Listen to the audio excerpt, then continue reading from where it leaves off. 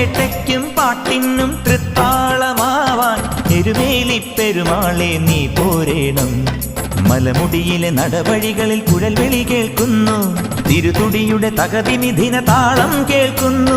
തിരുനടയിലെ ജപകലികയിൽ മലരായിടുന്നു, ഭവഭയഹരനഴുതയിൽ അകിൽ മഴയാവുന്നു.